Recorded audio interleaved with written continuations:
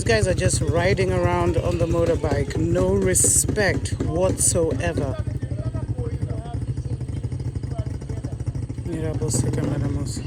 Look at where the white man has set up his tent.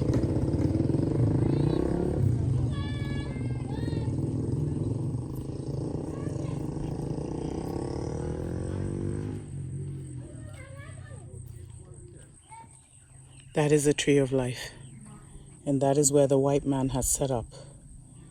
Who knows what is in that tent? Who knows what has been set up in that tent? And what they are planning to do? Look at the corals they've set up. I mean, are they planning to do some music? You know? What's their agenda? What's their agenda? But look at this. It's so beautiful. Yeah, we talked to the director. Well, the boy is there. Go The boy and is set up there. your tent. Okay, fine. We'll join you soon. Soon, yeah. So when we set up our tent, Yeah. then we come back. No, we're coming there myself. Yeah. I have. You don't see someone behind you. Yeah, okay, fine. They are the stone people.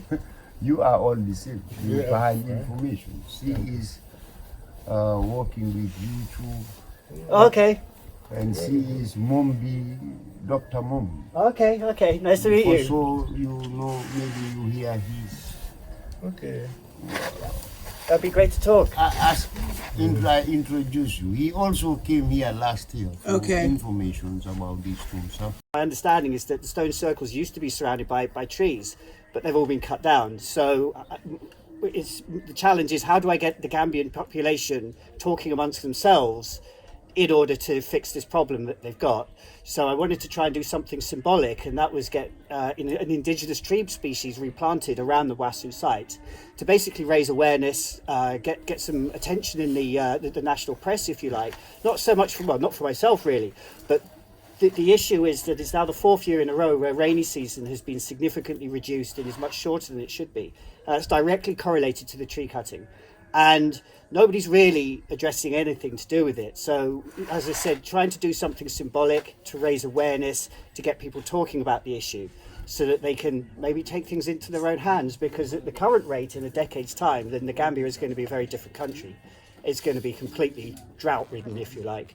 And that's really evident riding up here. So we've travelled about 300 kilometres from Khartoum today on the bikes, and unfortunately where we live along the stretch of coastline, it's very green and lush, and so all the people in their fancy offices see green and lush because it's right next to the coastline. And of course what they don't see is the rest of the Gambia very often, which is extremely dry. And what's very apparent is that, you know, so soon after rainy season, it's very, very dry up here. So if this cutting without replanting continues, then this country is absolutely on its knees, and everybody loses. So it doesn't affect wealth, it doesn't affect tribe, it doesn't affect political affiliations or religion.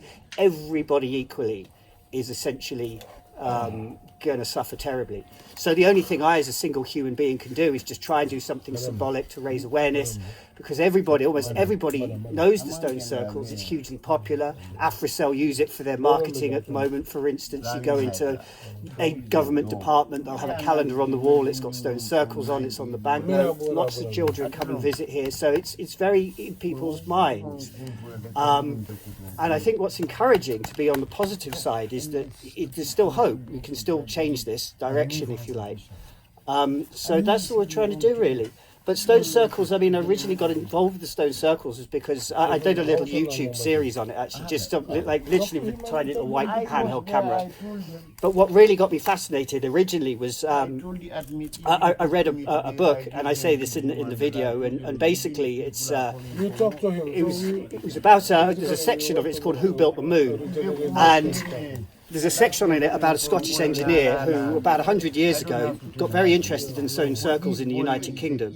And he started in the Outer Hebrides, which is in an island off North Scotland, or on the Isle of Lewis specifically, and then worked his way down.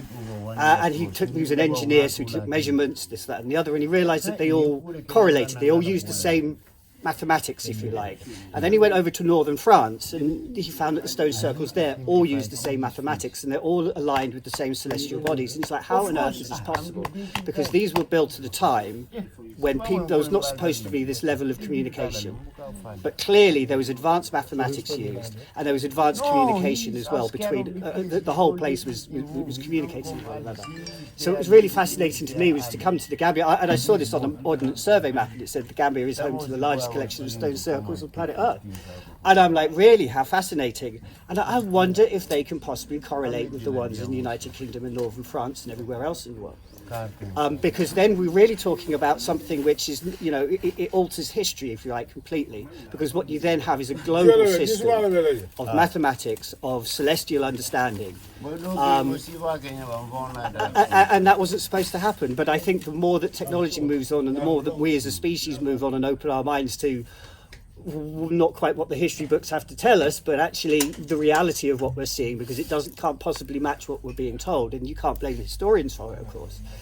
That I think our own minds are opening, and it's sort of like you suddenly realise that these marvels which exist from hundreds of or tens of thousands of years ago, if you like, they were just simply not supposed to be. Not possible to make these things, and still, you know, there's lots of these monuments all around the globe which we cannot make today with our advanced technology, and we've got no idea how they were built. Who do you think built them? Well, that is a hugely interesting question, and it's a very difficult one. What? Who built them? I want to hear from Who this. built the circles? Yes. Okay. I think that's. I think what's So I'll cut this. Let's try to fix the tent first. right. Yeah, So why later. are you sleeping at the stone circles? Is there any, or it's just for the? You fun know, of it? I slept. I've been up here once before, and I was lucky enough to put my tent in the middle of a stone circle and sleep up there overnight. And really, it was afterwards that, you know, and I got back and I started looking for things to do just to keep myself busy. And I suddenly realised there was this problem with rainy season. So the way my mind works, I'm like, right, okay, where have I been? How can I fix this? How can I do this, that, and the other? And I like stone circles, hugely symbolic. Let's get a perimeter around it, if you like, of an indigenous tree species. Let's get everybody involved to raise awareness on the issue of tree cutting. But why for sleep rainy in the season. middle of a stone circle just for the fun This of is the it? Celtic symbols. Without these, you don't know what is stone circles. Well, that's a very good question. You know, it's. I can't quite, you know, possibly, you know, give you a straight answer on that. You call it instinctual. Okay. So it was a desire. I saw it and thought, I want to pitch my tent right in the middle, and I know, these circles, they have energies that Right, you right. feel and people don't know. and I think that's It's an very energy interesting. center. What did you get? It's from it frequently after people sleeping doing there? that here. Did you get We have a anything team it from after Poland. They sleeping there? came 90 No. people. They spend the night within the circle. You might because of have. the energy. Did you get any? Did you feel Well, it's an energetically interesting question. different? I don't think, to be honest with you, I was sort of like, Uh-huh. I didn't. Okay, but, good. That's honest. That's the question. Yeah, absolutely. But I think that things affect you in different ways. And I think that, you know, if you really try to understand what really was the purpose of the stone circles, what was the purpose of all of these things, all of these monuments around the world, and all of these stone circles around the world. And who control all of And, you them? know, going back to the point of energy, I think that's a very interesting thing. You know, exactly how you would translate that energy into a literal sense, whether or not you think it's sort of metaphysical, if you like, affecting you personally, or whether or not it's actually a method of genuinely creating an energy field. Well, that's very interesting. And I think particularly when you look at the laterite rock, and I can't remember its exact components, but it's actually got quite a lot of metallic, if you like, oxides in there. And it's also, I've learned a little bit more about laterite. For instance, I understand that, for instance, throughout India, all of their very intricate monuments are often made, or many of their intricate monuments are made out of laterite. And I learned from the Indians subsequently that when you quarry it, it's actually quite soft and malleable, but the longer you leave it, the harder it gets. So that's why it's very hard wearing, and there's still remnants of this, of these stone here. So it You know begins- what is difficult? You Europeans, when you came, you find everything here and you make dates with them, you learn about them, you know more than us. But that's Malibu. These are volcans containing iron and magnate, and they are energy absorbers. The energy you talk of. That's why you have stones joining, laying, lining, hinge, and angle. The hinge, that's the time of the global change of time. No, because Every- I'm just fascinated that like You instinctually see you'd that, be sir? brought here And they when it's a use that- full moon. It's beautiful. Right, You know. right. Right. Absolutely. It Are doesn't. there It doesn't. coincidences? Are there not?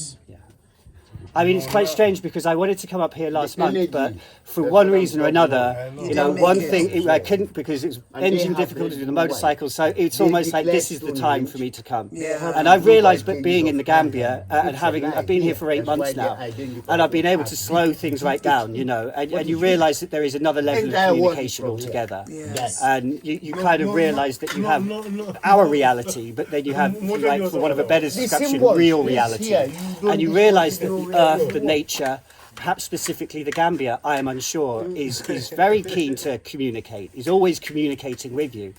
But it's whether or not you're able to slow things down and see the signs and start interpreting them and actually, and really start communicating back, if you like. So I've come to realise that every setback, if you like, I have, it's almost certainly for a reason, to slow me down so I will be somewhere at the time that nature wants me to be there, rather than the time that I think I should be there.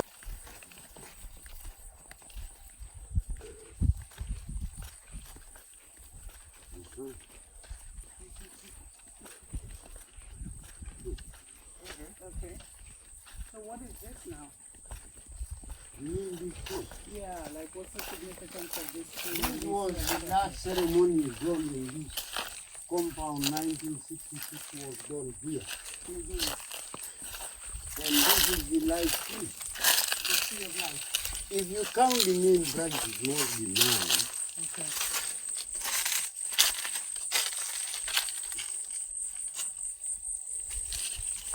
Two is out. So we Mandingos, we assembled here in 1966. Yeah. 66 is a 12. This is 11 stones. That's the life with the 12. Yeah. That's why in the Quran, La ilaha illallah and Muhammad Rasulullah is all 12 alphabets. Okay. And English image the same with red, blue, white. That's the flag of Britain, Holland, France, Russia, America. These 3 is the sun, moon, stars. That's this hidden pyramid. Yeah. That's what is this Illuminati wall. Okay. That's what is laying into this country. My country people doesn't know. So here we said the 9 blue starling birds. Count my look what I'm doing. Yes. 9 blue starling birds came to 9 branches of a live tree. They ate 9 seeds. They dropped 9 seeds. Put 9 seeds in their baby's mouth. They fruit with 9 seeds. They left the 9 holes of the stone, the 9 holes of the live tree. So how come that one is lying I'm down? coming up. The 9 holes of stone man. The Quran came with 9 names, Muhammad, Europeans with 9 planets. As a Gambian, if you read English, you are European minded, very selfish, no pride. Yes. If you read the Quran, you are Arabic minded, you are selfish, no pride. Yeah. How can you be an Arab or a European? Can never be. And the 9 holes of the human still not defined. Yes. 2, 4, 6, 7, 8. I must go to toilet 9. That's the 9 holes of the human. Image to the 9 names Muhammad. Image to the 9 planets. And number 9 is the magic number. That's why it can be a 6. That's what is circle. CIRCLE. Global, GLOBAL.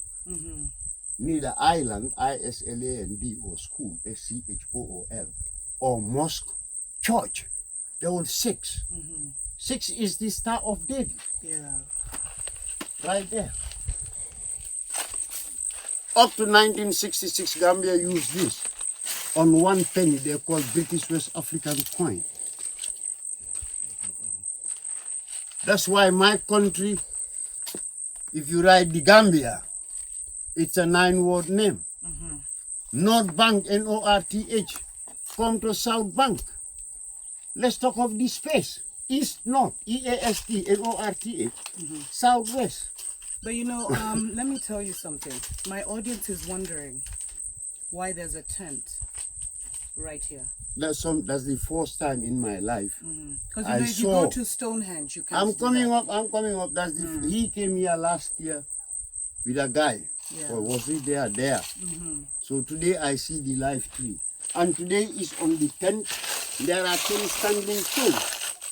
Englishman, ENGLISHMAN. And we're 10 people He right said, now. you see now, Belgium man, the same tent. The game is over there. The game is over. I know No, that. but We are I at And the why right you point. said 10, We are at the right that's a point. good question. We have 10 standings too. 10 is a unique number. East, west, north, south, front, back, left, right, up, down. That's 10.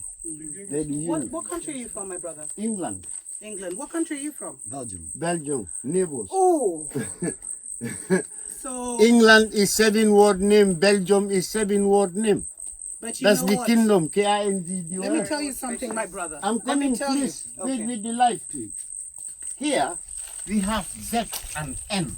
Yeah, I see. Biologically, that's the woman, that's the man.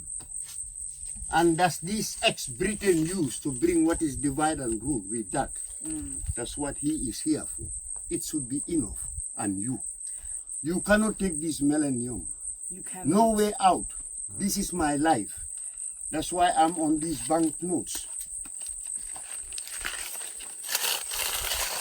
Look at their faces. Look at my face. Do they have similarities? So would you term these men as energy bandits? Why are they here? The British, They- Holland, in the last You are all full journalists. moon of the Uh-huh. decade. No, I'm Uh-huh. asking my audience. Yes, ask your Over audience. 10 That's million their people question. across That's the their world. Tell answer. us what you think. We really want to hear what you think about. We happen to be here You are at stealing the this stone energy. circles You don't of know the that. Gambia. You are all For the bandits. very You see on last the full street. moon of You the didn't decade. left and don't compensate. And we you to come let and me- see Well, I'll tell them you're not telling a that. tent by a British First man time and we a are on a Holland survey. man. We are on a survey. You see the Belgium tent. man. Very different, very different. We are yeah. on a survey. Also just happened to be This here one, randomly. what, at least a We come to compensation. Something for the very first time we mystical come is to happening. Data. It's And What we is pray here? for the lives of these I men have that been here. This in one the has next, never been here. whatever If you will be want to seen in the walk, next you have couple to of come days, here. because we know And something then is you going to Tenga happen, ni lakatili. that their lives will be saved. Ni don't feel for this boy. You see minister, how much support to you boy. No. In this circle, like it's so You were significant. It don't you have to call it. Are you sure that they are calling? No, don't know office. We told him, Lamin can call like all people are I coming here. spoke to you here. You For sleep the this night here. particular night. I'll confirm it because I don't To like take or what to he's give. doing. This circle particularly. Be discovered. Particularly. To be what's to be discovered. Ndela moli la uya kononto soto bul kononto bere hu kononto adamu hu kononto This kila is such hu a kononto mystical time. krame kononto londi jam. Ita ma wolo. Because I am from the I didn't mind mountains that. of Kenya. I also happen to be here by faith. Nde mumu My ndaga name- suda ti denke no My man. name is I tell you, I saw that. So what is that? Sudo ko hanali la kame ya moli la kama ladi. You're the Kenyan guardian of the night. Atino. That's what it means. Guardian of the night. My surname is Atino-Gates. So you are the guardian of the night. So is that why you're here? No, this is really interesting. And you're Kenyan and I'm Kenyan, because I noticed that name immediately. And I'm not Kenyan, but the fact that you have a name on you. I'm not Kenyan, however, the name originally belonged to, and still does, to a Kenyan female. It's a very, very long Story. very long story. Yeah. But one could argue that I am here because of her. Okay. Now it's getting interesting. So, you know. Is she still living or is she Yeah, dead? she's still alive, fortunately. Yes. Ndol bi jalen ndol lata la pour ajiwe. About 4 years ago, a very significant illness took hold of her.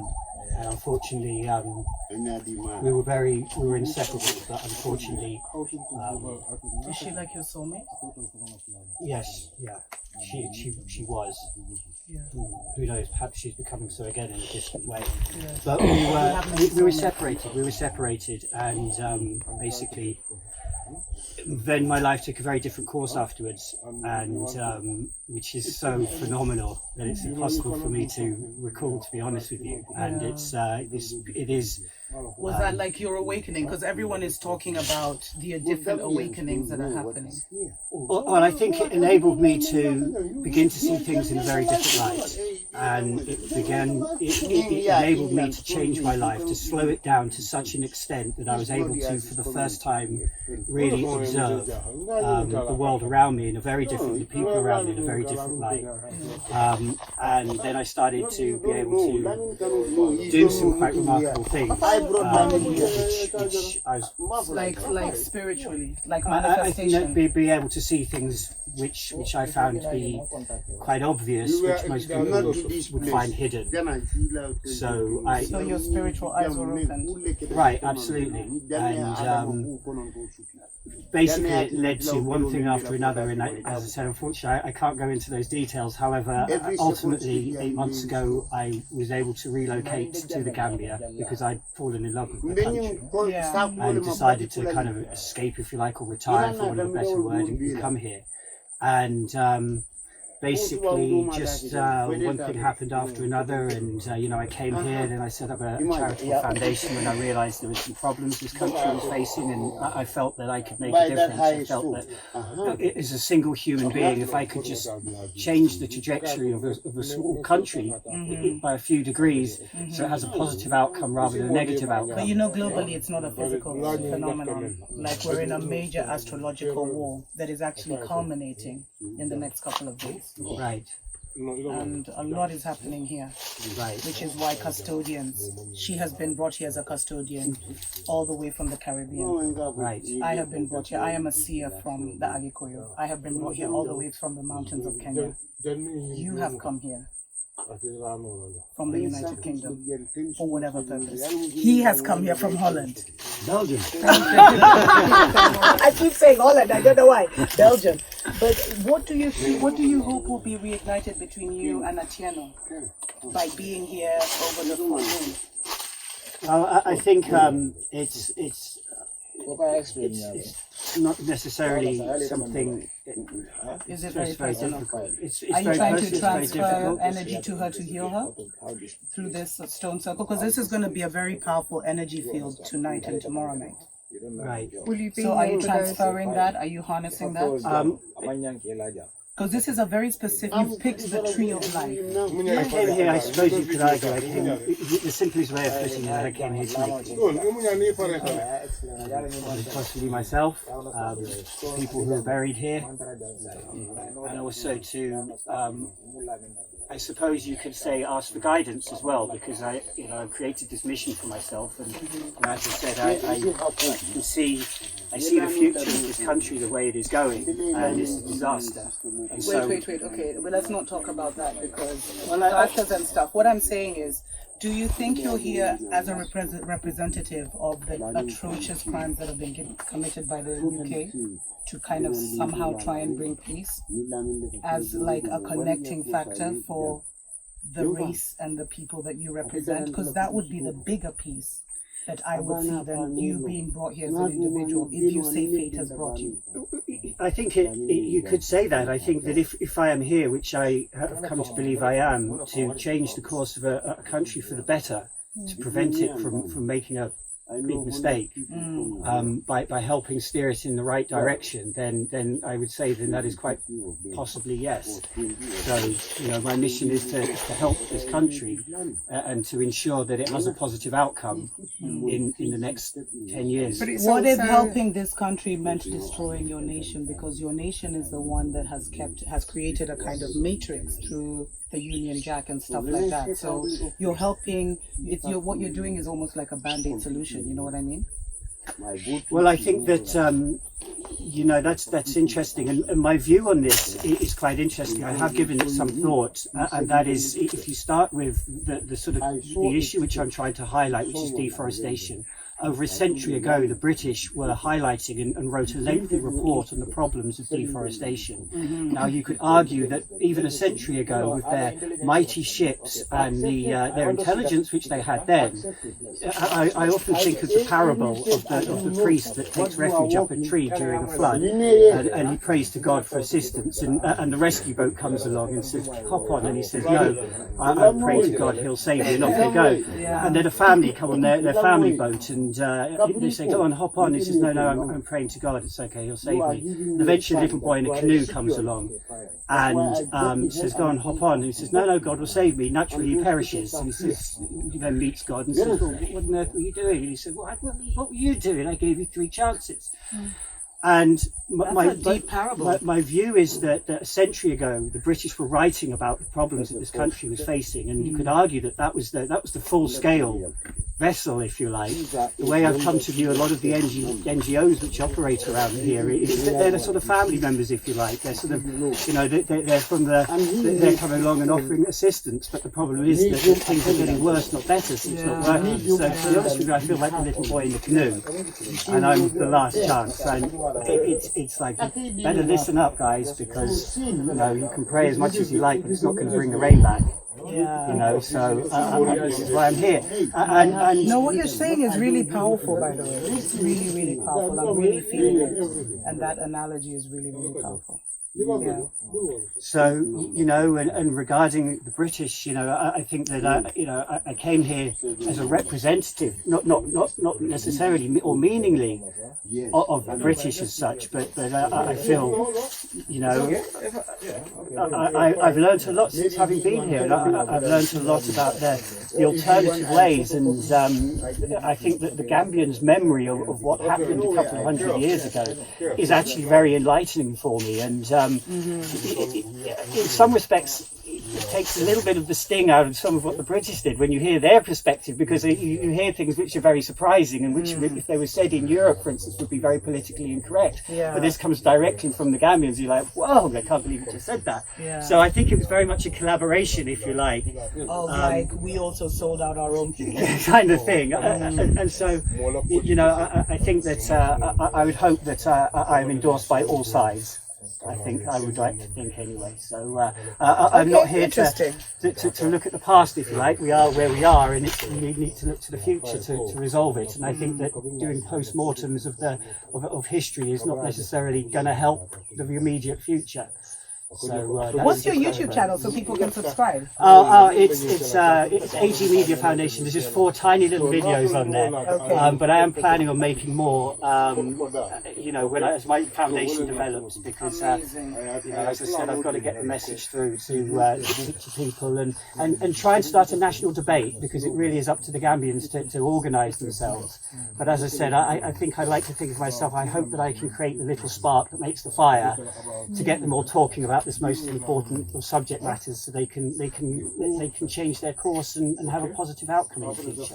Can I just ask, but why do you feel you have to be in the middle of this stone circle? Because This particular one. Well, Yeah. I walked And around. the tree of life. I walked around, and you know, and this is the one that I decided upon. I would also say that as well, it's been explained to me when I was last here, you know, about the male and the female and such. And I suppose I did take refuge here this evening because, you know, there are unresolved issues, if you like, or things that I have to fix in my mind regarding Tino. Your great love. Right, absolutely. So I think that being here this evening is sort of a place of refuge for me, if you like. Did you go to Stonehenge as well? I have visited Stonehenge, yes. Did you stay there too? No, I didn't. It was a number of years ago. Where I lived in Cornwall in the southwest of England in my early 20s. And I drove past it, and I was just, wow, Stonehenge. So I stopped and had a good look around it, but I haven't stayed there. But I lived in Cornwall, where there's a lot of stone circles and such there, and there's a lot of wells as well, like ancient wells. They've all got Christian names, they're actually Druid. I remember getting a book of them as I think probably 19, perhaps, and going and finding all of these wells and all of these sites. There's a lot of ley lines that run through Cornwall.